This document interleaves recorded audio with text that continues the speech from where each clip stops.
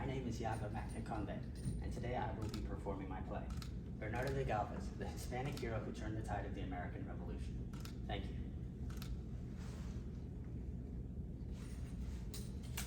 Ladies and gentlemen, welcome to the United States Senate Foreign Relations Committee room here at the Capitol building.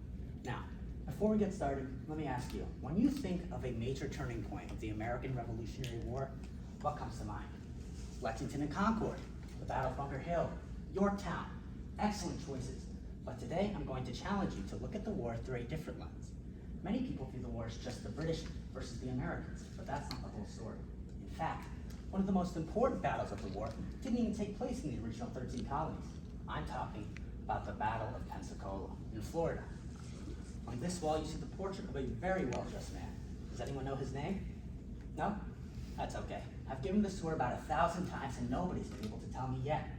It's a shame because he really was one of the greatest heroes of the American Revolution. His name was Bernardo de Galvez.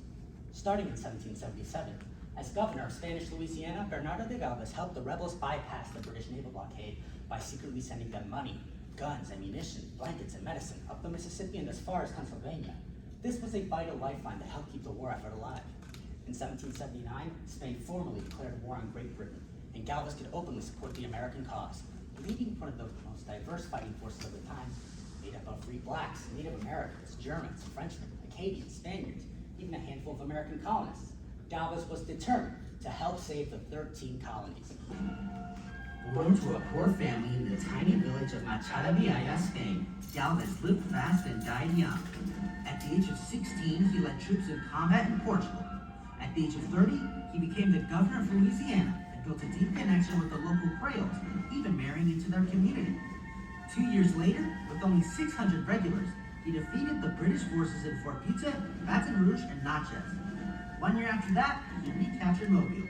And in 1781, when he was 34, he faced his most crucial test, the Battle of Pensacola. I've got the Ingleses on their heels, but their countrymen are well ensconced in Pensacola, the capital of British West Florida. If we seize Pensacola, West Florida will fall, ending English access to the Gulf of Mexico. This victory will safeguard New Orleans and secure my supply lines to the colonies along the Mississippi River. It is fortunate that the Spanish Navy from Havana has joined forces with my troops, but Commander Calvo refuses to order the ships into the harbor. That snobbish aristocrat always thinks he knows better. However, board a cutter and present this cannonball to Commander Calvo aboard the vessel San Ramon. Inform him this is one of the English cannonballs which he so dreads, and that whoever has honor and courage should follow me into the bay. Tell him I shall lead the way with the Galvez town, my personal ship, to dispel their fears. Make haste. Ah, a gift from El Gobernador de Galvez. His recklessness knows no bounds. My own vessel is lodged upon the Sente, yet he pushes to forge ahead against 1,900 English regulars. The English cannons will tear our ships apart. Just last year, he was court-martialed for losing 90 of His Majesty's ships to a hurricane on his first attempt at Pensacola. Now he's risking ships meant to defend New Orleans. One wonders if Galvez is more loyal to the Americans than to His Majesty King Carlos III. Even his own ship is a gift from the American rebels. Galvez needs the Americano. He forgets the respect due to his elders and betters. I shall write him a letter to give him a piece of my mind. General, you are a bold brat, a traitor to the king and the country, and you have insulted my person and the entire Navy. Next time, you should send me your message with an enlisted man, and not with an officer, so I may have the satisfaction of hanging him from a yardarm. Calvo's cravenness is a bigger obstacle than the English cannons. If you would just use his head, you would see the English mounted their cannons too high on the cliffs. Their cannonballs will fly right over us. We're sitting ducks while he stalls, just waiting to be hit by another hurricane, or worse, King George's Navy. Lo juro por Dios, I'll take Pensacola by myself if I see, I alone will do it. Just so. Captain, hoist the Admiral's flag on our mast and ready the cannons for a 15-gun salute. Let it be known that the governor himself is now leading the fleet. The Navy ships will have to follow, I hope. Bear away, Captain. We're invading the harbor. This plan better work. There are the English cannons on the red cliffs. Don't falter, skipper. Hold the course. Officers, remain on deck with me to signal our confidence. English cannonballs are flying right over us, just like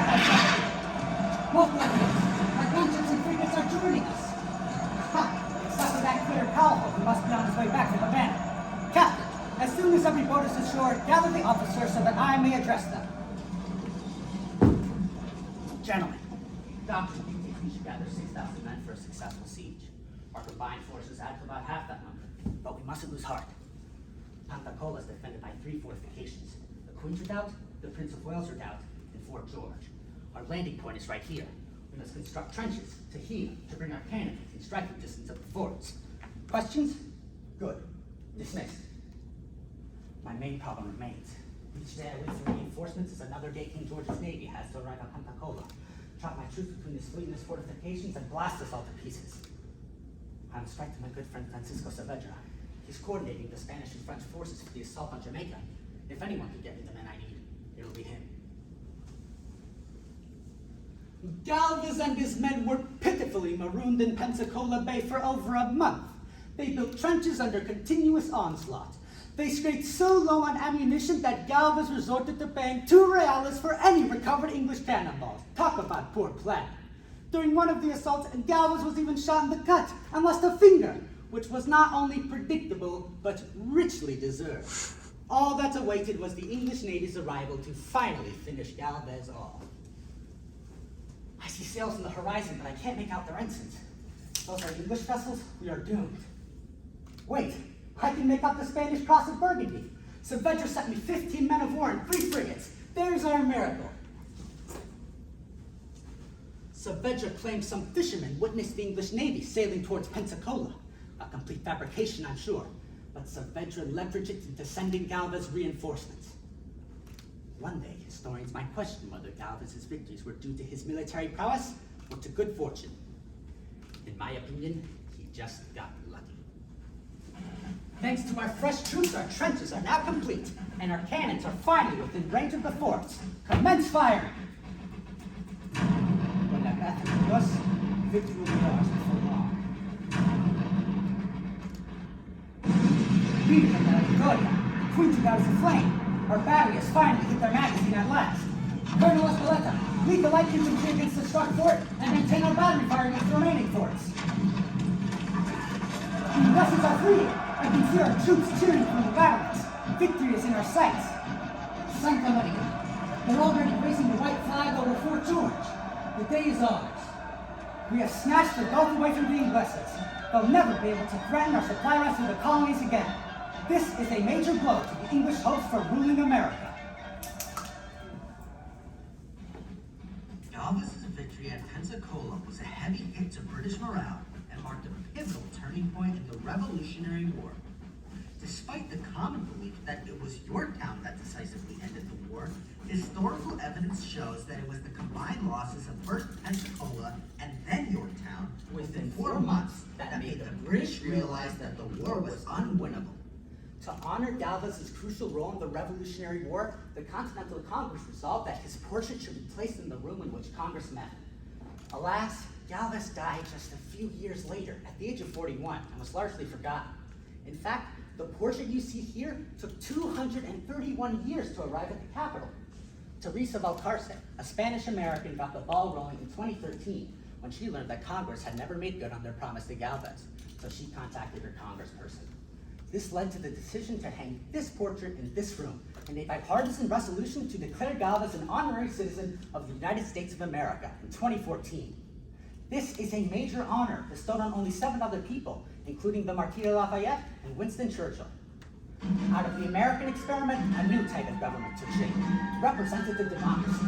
This was a major turning point in the history of not only America, but scores of other countries as well. All this might have happened very differently, or perhaps not at all, without Bernardo de Galvez. Woo! Did it. Excellent.